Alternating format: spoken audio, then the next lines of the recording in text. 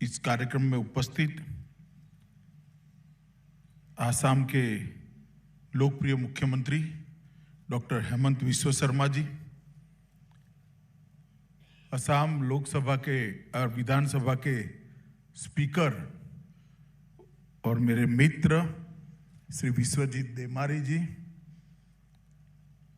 असम गण परिषद के वरिष्ठ नेता और असम के स्वास्थ्य मंत्री श्रीमान केशव महंत जी, और जिनके कारण ऐतिहासिक बोडो शांति समझौता संभव हो पाया, ऐसे बोडोलैंड प्रादेशिक परिषद के सीएम श्री प्रमोद बोरो जी, मुख्य सचिव असम, स्वास्थ्य सचिव असम, मंत्री परिषद के असम के सभी सदस्यगण, विधायकगण और इस कार्यक्रम के अंदर तुमुलपुर से जुड़े हुए बोडोलैंड के निवासी, तुमुलपुर के निवासी प्यारे भाइयों बहनों और इस सभागार में उपस्थित सभी भाइयों बहनों को मेरा नमस्कार। मैं आज आसाम के चुनाव के बाद पहली बार आसाम में आया हूं। आसाम में दूसरी बार अपने बल पर भारतीय जनता पार्टी की सरकार बनी। देश और दुनिया में कई सारे इसके विश्लेषण किए गए, कई सारे विश्लेषण किए गए कि अब Bharatiya Janata party north east में अपना बेस मजबूत कर रही है, मोदी जी का नेतृत्व नॉर्थ ईस्ट में सबने स्वीकार कर लिया है, वगैरह वगैरह, जो जिसकी समझ में आता था विश्लेषण किया। परंतु कामाख्या की ये भूमि का जो मैंडेट था, उसका मेरा विश्लेषण जरा अलग है। यहां दूसरी बार भारतीय जनता पार्टी की सरकार बनने का मतलब है कि असम ने आंदोलन, आतंकवाद और हथियार तीनों को हमेशा के लिए छोड़कर विकास के रास्ते पर जाना तय किया। शायद ही कोई प्रदेश होगा देश में जितने इतने लंबे समय तक रक्त रंजित आंदोलन अलग अलग प्रकार के देखे होंगे और हजारों हजारों युवा उनकी भावनाओं को एक प्रकार से उद्वेलित किया गया होगा और अंत में कई लोगों का बलिदान भी हुआ, शहीद भी हुए। हासिल क्या? हासिल कुछ नहीं। और जब पहली बार मैं पार्टी का राष्ट्रीय अध्यक्ष था भारतीय जनता पार्टी का, यहां आया था, तब मैंने प्रेस कॉन्फ्रेंस में कहा था कि आंदोलन और आतंकवाद का रास्ता आसाम के लिए श्रेयकर नहीं है, आसाम को फायदा नहीं कराएगा, आसाम को फायदा कराएगा नरेंद्र मोदी जी का विकास के रास्ते पर चलने का रास्ता। और मुझे आनंद है कि 5 साल पहले असम की जनता ने सर्बानंद सोनोवाल और हेमंत विश्व शर्मा की जोड़ी को एक मैंडेट दिया था कि चलिए मोदी जी के स्वप्न के रास्ते पर आप असम को चलाइए, विकास के रास्ते पर आप असम को चलाइए। भूपेन हजारिका के स्वप्न को पूरा करने के लिए आप एक प्रयत्न करिए और एक पूर्ण बहुमत की सरकार भारतीय जनता पार्टी को पहली बार किसी नॉर्थ ईस्टर्न स्टेट के अंदर देने का काम किया था। 5 साल जिस प्रकार से सर्बानंद सोनोवाल और हेमंत विश्व शर्मा की जोड़ी ने सरकार चलाई, आसाम की जनता को विकास का रास्ता पसंद आया और उसी का परिणाम है कि हेमंत विश्व शर्मा आज फिर से सरकार का नेतृत्व कर रहे हैं और आसाम के नए मुख्यमंत्री बनकर यहां पर उपस्थित। मैं बहुत बहुत बधाई देना चाहता हूं आसाम की पूरी टीम को, जो डॉक्टर हेमंत विश्व शर्मा के नेतृत्व में एक दूसरी टर्म की पारी की शुरुआत करी। आसाम की भाषा, आसाम की संस्कृति, आसाम का, यहां के स्थानीय लोगों का महत्व, इसको कोई कम करना नहीं चाहता। हम तो उसको बढ़ाना चाहते हैं, उसको सुरक्षित करना चाहते हैं। भारतीय जनता पार्टी मानती है कि पूरे नॉर्थ ईस्ट में जो अलग अलग प्रकार की संस्कृतियां, बोलियां, भाषाएं, गीत, संगीत, अलग अलग खानपान जो है, वो केवल नॉर्थ ईस्ट का नहीं, केवल आसाम का नहीं, ये भारत का गहना है। इसको संभाल कर चलना होगा।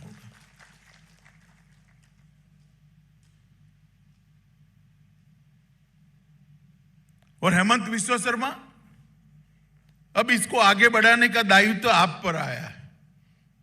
ये विकास के रास्ते पर जो मोदी जी ने देश को बताया है, वो विकास के रास्ते पर आसाम को आगे बढ़ाने का दायित्व आपका है। और मुझे भरोसा है कि जिस प्रकार से 5 साल आपने काम किया है वित्त मंत्री और स्वास्थ्य मंत्री के नाते, और जो लंबा सुदीर्घ अनुभव है आपका आसाम की टीम को साथ में लेकर, इस आसाम की जनता को आप उनके मैंडेट के लिए गर्व हो, इस प्रकार की अनुभूति कराने में आप सफल रहेंगे। और दूसरी बार सरकार बनी, उतना पर्याप्त नहीं है। हमारा वोट प्रतिशत भी 28 से बढ़कर 33% हुआ है। ये बहुत बड़ी उपलब्धि है मित्रों। और न जाने कितने अपप्रचार की आंधी लगाई गई, नई नई पार्टियां बनी, नई नई पार्टियों ने भावनाओं को उद्वेलित करने वाले नारे दिए, मगर आसाम की जनता अड़िग रही कि विकास के रास्ते पर जाना है। आश्चर्यचकित कर देने वाला विकास 5 साल के लिए यहां पर आया है।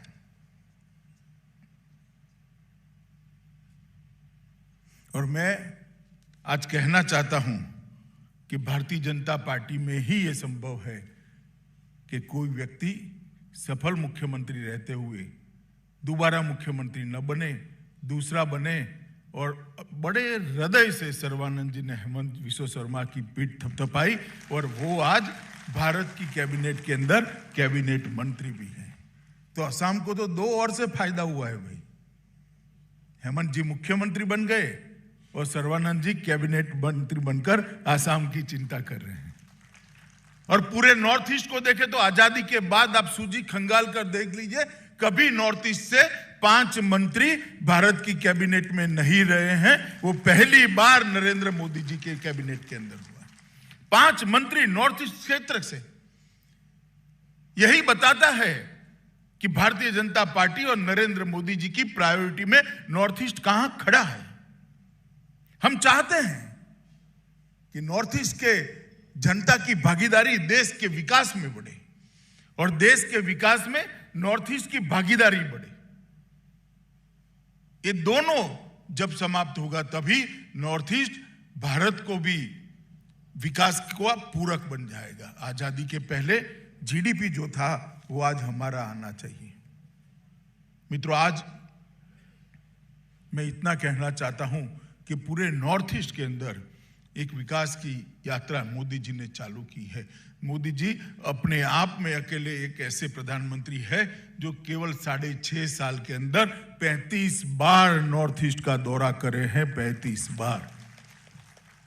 और 6.5 साल में एक भी पखवाड़ा ऐसा नहीं गया कि 15 दिन में कोई ना कोई मंत्री नॉर्थ ईस्ट के अंदर ना आया हो। और इसी के कारण छोटे छोटे राज्यों में भी सभी सुविधाएं आज पूरी हो रही, सभी सुविधाओं को आगे बढ़ाना का काम हुआ है। मित्रों, आज यहां आने से पहले मैं कैंसर इंस्टीट्यूट के अंदर एक छोटा सा कार्यक्रम का, रेडिएशन थेरेपी ब्लॉक का उद्घाटन किया है। मशीन वहीं पड़े थे, वहां विशेषज्ञ डॉक्टर थे, वो मुझे समझा रहे थे कि देश में 5 ही मशीन है इस प्रकार के। आज 6ठा मशीन वहां पर आज आसाम की जनता को उपलब्ध होने जा रहा है।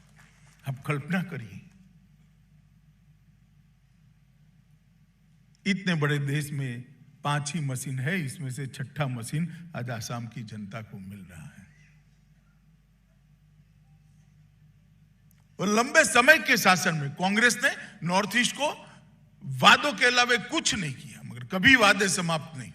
उन्हीं के समय के अंदर ये नॉर्थ ईस्ट कैंसर कैपिटल बनकर रहा, मगर कैंसर के खिलाफ लड़ने के लिए कुछ नहीं।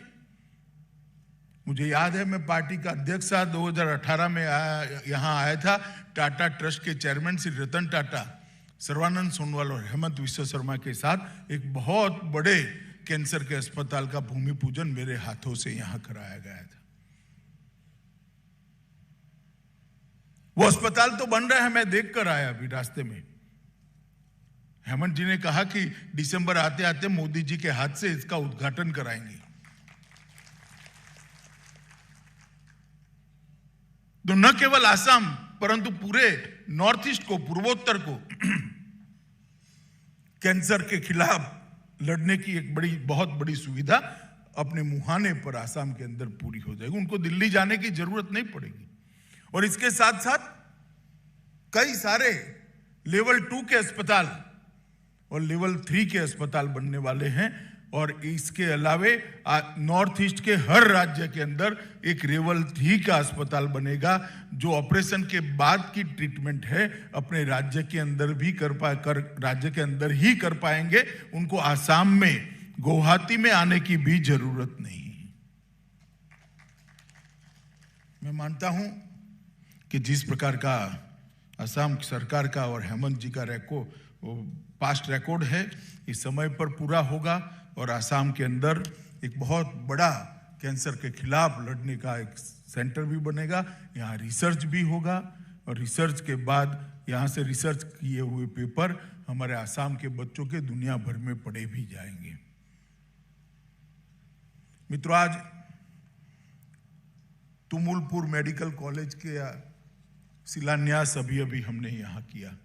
तुमुलपुर में भी बहुत सारे लोग बैठकर इस कार्यक्रम को देख रहे हैं, मगर मैं आसाम की जनता को और तुमुलपुर की जनता को, बोडोलैंड की जनता को बताना चाहता हूं, एक सीधे सादा मेडिकल कॉलेज नहीं है। ये बोडो शांति समझौते का महत्वपूर्ण अंग है और ये डिमांड बोडोलैंड की डिमांड करने वाले उन्हें नहीं की थी, ये हमने हमारी ओर से जोड़ा हुआ काम है कि भाई आप राजनीतिक डिमांड करते हो, सांस्कृतिक डिमांड करते हो, भाषा की डिमांड करते हो, परिषद की डिमांड करते हो, मगर साथ में साथ जनता का भला हो ऐसा तो कुछ मांगिए। और मैं कहता हूं कि मैं गृह मंत्री था उस वक्त, बोडोलैंड का जब समझौता करे, मेरे अधिकारी मुझे आगाह करे, साहब ये कब समाप्त होगा। मैंने कहा था कि हम 2024 में फिर से आशीर्वाद मांगने जाएंगे, उसको पहले बोडोलैंड के पूरे समझौते को समाप्त कर कर आसाम और बोडोलैंड की जनता के सामने जाएंगे। और मुझे लगता है कि इतना भी देर नहीं लेगा, आज़ादी के जब 75 साल पूरे होंगे उसके पहले हम बोडोलैंड को किए हुए सारे वादे समाप्त कर कर बोडोलैंड की जनता का आशीर्वाद लेने के लिए। ये दर्शाता है कि भारतीय जनता पार्टी की नरेंद्र मोदी सरकार, इसकी काम करने की पद्धति क्या है। कई सारे ऐसे समझौते बक्सों में पड़े हैं जिन पर इतनी धूल पड़ी है कि समझौते से ज्यादा वजन धूल का हो गया है, मगर कोई खोलता नहीं है। आसाम समझौते के दस्तावेज को 85 के बाद अगर किसी ने खोला तो श्री नरेंद्र मोदी जी ने खोला, किसी कांग्रेसी सरकार ने नहीं खोला। ढेर सारे ऐसे जिसे विश्वसनीयता ही समाप्त हो गई थी कि करने की खातिर समझौते किए जाते हैं मगर इसकी अनुपालना नहीं होती। नरेंद्र मोदी जी के समय में बोडोलैंड का समझौता हुआ, 90% बोडोलैंड के समझौते की सारी धाराएं हमने समाप्त कर दी, इनकी अनुपालना हो गई। ब्रू समझौता हुआ, ब्रू समझौते के तहत 14 में से 9 जगह पे जमीन देने का काम समाप्त हो गया है और वहां पर भी 2022 के पहले 35,000 से ज्यादा ब्रू परिवारों को 35 साल के बाद पहली बार रहने की भूमि मिलेगी, अनाज मिलेगा, 4500 रुपये पेंशन मिलेगा और सम्मान भी मिलेगा कि वो भारत के नागरिक है। ये समझौता भी हम पूरा करें। ढेर सारे समझौतों कि 2100 से ज्यादा लोगों ने अपने हथियार डाल दिए पूरे नॉर्थ ईस्ट के अंदर। अभी कार्बी का समझौता भी समाप्त हो चुका है, अब सिर्फ फॉर्मेलिटी बाकी है दस्तखत करने की। त्रिपुरा के 2 हथियारी गुटों ने भी समझौता करके अपने हथियार डाल दिए हैं। ढेर सारे ऐसे इरिटेटिंग चीजें थी जो नॉर्थ ईस्ट के अंदर शांति नहीं स्थापित होने देती थी। इसको मोदी सरकार ने धीरे धीरे धीरे कर एक के बाद एक समाप्त करने का काम किया है। मैं गृह मंत्री बनने के बाद बहुत नजदीक से प्रक्रिया को देख रहा हूं और मुझे भरोसा है न केवल आसाम, पूरा नॉर्थ ईस्ट 2024 के पहले से 2024 के पहले आंदोलन और आतंकवाद के रास्ते से निकलकर विकास के रास्ते पर जुड़ जाएगा और बहुत आगे जाएगा। आज मणिपुर में हमारी सरकार है, 4.5 साल हो गए, एक भी बार बंद नहीं हुआ है। पहले महीने में 10 दिन बंद हो जाता था एवरेज, आज एक भी बार बंद नहीं हुआ, कोई ब्लॉकेड नहीं है। कभी महिलाओं को गैस के 3-3 हजार रुपये नहीं देने पड़ते, कहीं पेट्रोल 500 रुपये से नहीं खरीदना पड़ता है। अगर विल है, इच्छा है तो सब कुछ हो सकता है। इसका ये जीता जागता उदाहरण नॉर्थ ईस्ट की शांति है। मित्रों, जब हेमंत जी ने कहा कि 21 मेडिकल कॉलेज आसाम के अंदर बन जाएंगे, मैं मानता हूं आसाम के लिए ये बहुत बड़ी उपलब्धि है। देश में बस्ती के आबादी के अनुपात में शायद सबसे ज्यादा सरकारी कॉलेज यहीं पर होंगे, आबादी के अनुपात। और जब एक मेडिकल कॉलेज बनता है तो सिर्फ मेडिकल की सीटें नहीं बढ़ती है, बच्चे डॉक्टर बनेंगे इतना नहीं है। मेडिकल साइंस के 14 से 14 विभाग की तज्ञता की सारवार उस मेडिकल कॉलेज में फ्री ऑफ कॉस्ट गरीब जनता को मिलना शुरू होती है। इसका फायदा वो जिले के गरीब से गरीब व्यक्ति को होता है। और अब तो मोदी जी ने और आसाम ने, मोदी जी ने 5 लाख रुपए आयुष्मान भारत योजना तक का एक कार्ड दे दिया है। हर साल आपको 5 लाख तक का नहीं देना है। और जो वो रेंज में नहीं आते थे, उन्होंने अटल अमृत योजना बनाई है आसाम सरकार ने। तो एक प्रकार से इसके साथ साथ ये सारे मेडिकल कॉलेज भी सेवा करेंगे। तो मुझे विश्वास है कि स्वास्थ्य के क्षेत्र में आसाम देश के नक्शे पर एक उदाहरण बनकर उभरेगा। मित्रों, ढेर सारे, मैं आज ज्यादा कहना नहीं चाहता, थोड़ा लेट भी हो गया है, परंतु ढेर सारे इंफ्रास्ट्रक्चर के काम, आश्चर्यचकित करने वाले इंफ्रास्ट्रक्चर के काम आसाम के अंदर हुए हैं। कुछ ब्रिज तो ऐसे हैं जिनका ट्वीट करते हैं तो नीचे आता है कि इसकी टेक्निकल डिटेल किस जगह उपलब्ध है। हम कहाँ क्लिक करें तो टेक्निकल डिटेल मिलेगी, कितना टन सीमेंट गया, कितना टन लोहा गया है, कितने दिन लगे हैं, कितने इंजीनियर लगे हैं। आश्चर्यचकित करने वाले इंफ्रास्ट्रक्चर के काम नॉर्थ ईस्ट और आसाम के अंदर हुए। और मैं मानता हूं कि ये ढेर सारी विकास के जो काम हुए हैं, इसको अब और स्पीड से आगे करने का समय आ गया है, क्योंकि गत 5 साल में तो नींव डालने का काम हुआ है। अब बिल्डिंग बनाने का काम इस 5 साल के अंदर करना है। जहां तक स्वास्थ्य का सवाल है, मुख्यमंत्री निःशुल्क निदान कार्यक्रम चल रहा है। सीटी स्कैन, एक्सरे, लेबोरेटरी की सेवाएं ढेर सारे लोगों को दी है। जन्मजात हृदय रोग की तकलीफ वाले बच्चों के ऑपरेशन पूरा फ्री ऑफ कॉस्ट किया जाता है। और ढेर सारी यहाँ पर जो चाय बागान में काम करने वाली माताएं हैं, उनके लिए जब वो गर्भवती होती है तो 12,000 रुपये 4 किस्तों में उनको प्रदान किया जाता है, क्योंकि माँ अपना और अपने बच्चे का जो उसके पेट में है उसका ध्यान रख सके, पोषणक्षम आहार ले सके। और चाय बागानों के अंदर 15 PSC बनाने की भी शुरुआत हुई है। एम्स के गुवाहाटी एम्स भी स्पीड से आगे बढ़ रहा है। मुझे विश्वास है मित्रों कि एक जो नैरेटिव आसाम के अंदर सेट किया गया था कि आंदोलन करने से ही मिलता है, वो नैरेटिव को प्रधानमंत्री जी के नेतृत्व में भारतीय जनता पार्टी ने बदला है।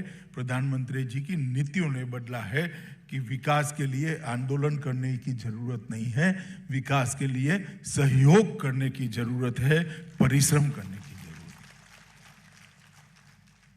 और मैं मानता हूं यही नैरेटिव जो प्रधानमंत्री जी ने सेट किया है वो सच्चा है।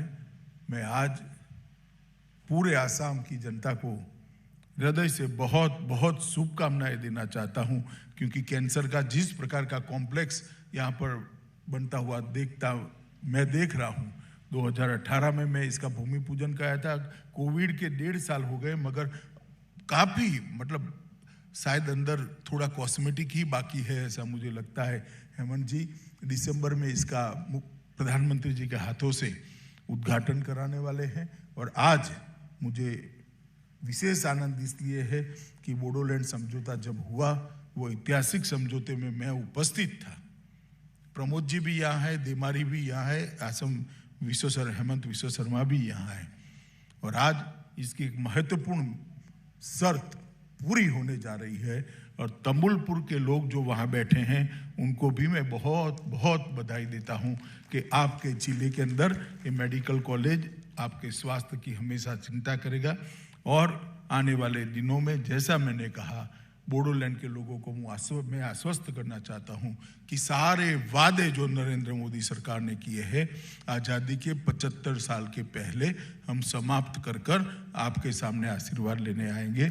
यही विश्वास दिलाते हुए मैं मेरे शब्दों को यहाँ पर समाप्त करता हूँ। आप सभी का बहुत बहुत धन्यवाद।